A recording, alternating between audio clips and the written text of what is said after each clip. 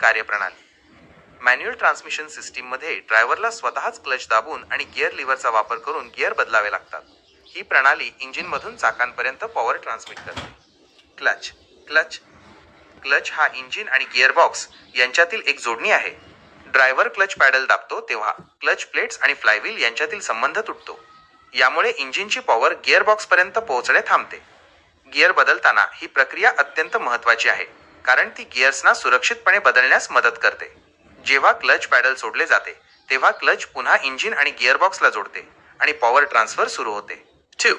Gearbox gearbox gearbox हे गिअर्सचे एक संच सेट आहे. याचे मुख्य कार्य इंजिनच्या वेग आणि शक्तीला टॉर्क गाडीच्या गतीनुसार बदलणे आहे. गिअरबॉक्समध्ये वेगवेगळे गिअर रेशिओ असतात. पहिला गिअर फर्स्ट गिअर हा सर्वाधिक टॉर्क आणि सर्वात कमी वेग देतो, ज्यामुळे गाडीला सुरू होण्यासाठी आवश्यक शक्ती मिळते. उच्च गिअर्स हायर गिअर्स हे कमी टॉर्क पण जास्त वेग देतात, ज्यामुळे गाडीला सरळ रस्त्यावर वेगाने जाण्यासाठी मदत होते. ड्रायव्हर गरजेनुसार गिअर लिव्हरने गिअर बदलतो. 3. Universal joint universal joint universal joint you joint हे एक लवचिक सांधे फ्लेक्सिबल जॉईंट आहेत. हे प्रोपेलर शाफ्टच्या दोन्ही टोकांना बसवलेले असतात.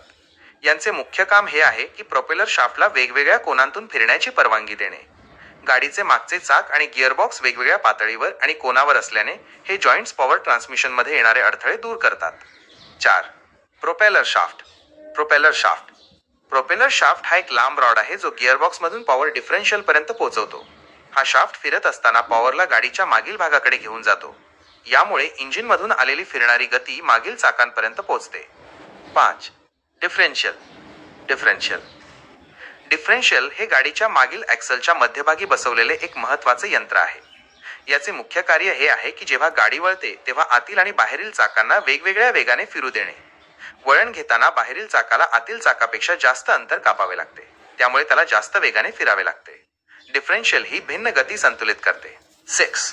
रिअर एक्सल आणि मागील wheels rear axle and rear wheels डिफरेन्शियलमधून निघालेली पॉवर रिअर एक्सल मागील ॲक्सलद्वारे मागील चाकांपर्यंत पोहोचवली जाते.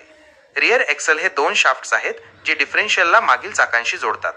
ही प्रणाली इंजिनमधून निघालेली संपूर्ण पॉवर मागील चाकांपर्यंत पोहोचवून गाडीला पुढे जाण्यासाठी मदत करते.